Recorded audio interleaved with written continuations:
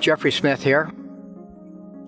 I'm here to talk about the brown pelican. It's an iconic bird that I've grown up. I grew up with on the northern coast of California on the Pacific Ocean, and then when I moved down here to Florida, it's just a great bird. It's almost a staple of daily life here.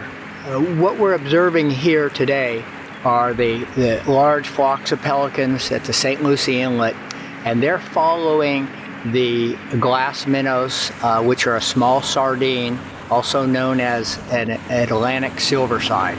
They form big schools, and they go up and down the beach, and then into the inlet. And the fish, it's a moving feast where the tarpon, snook, jacks, sharks are feeding on these fish, and above the birds, the pelicans, the ibis, the herons, the terns, the frigates, everything, is part of the circle of life.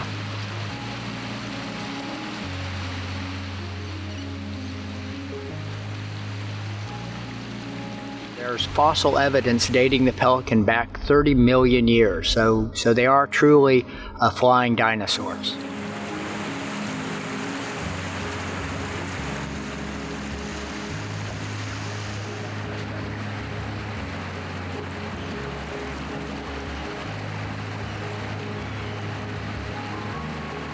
The pelicans are quite unique as they can dive from a height of 65 feet. And they reach tremendous speed, so they get up high above the fish so they can see, kind of like our polarized glasses, I guess, cutting the glare off the water. But they dive almost 90 degrees or 60 to 90 degrees, very, very steep. And they'll turn to the left because their trachea and esophagus is on the right side, and that protects that. And then also they have a built-in air sacs in their body that actually puff up, blow up before impact and protect their internal organs. So once the pelican makes this dive, his pouch is so huge it holds 3 gallons of water. Then they let that drain out, and then they eat the fish. A group of pelicans is called by a number of names. It can be a brief, a pod, a pouch, a scoop, or a squadron. In the 1800s, the pelicans were in danger of the plume trade. They had been decimated, and in 1903, President Theodore Roosevelt created the first national wildlife refuge, the Pelican Island National Wildlife Refuge, which is up in the Cape Canaveral area, Merritt Island, that area. And that became the first refuge where it was illegal to hunt the brown pelican. With the demise of the plume trade, all the birds, were able to recover.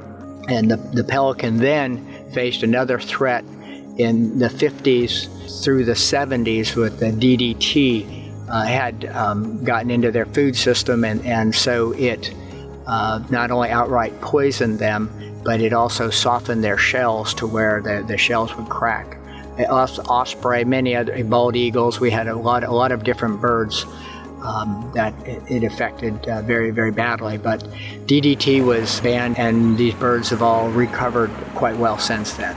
The pelican is a tremendous conservation success story. In 1910, a limerick was penned, which is probably the most known common limerick for the brown pelican. Dixon Lenar Merritt was the editor of the Tennessean, Nashville's local newspaper, and he was also an ornithologist.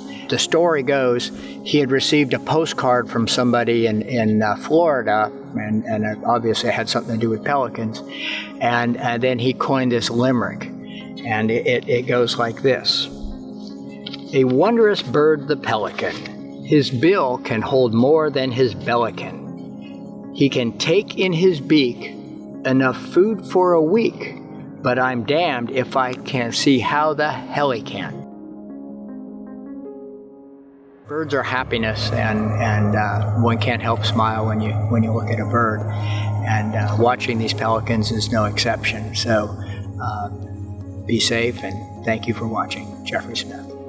If you like our videos, please share them.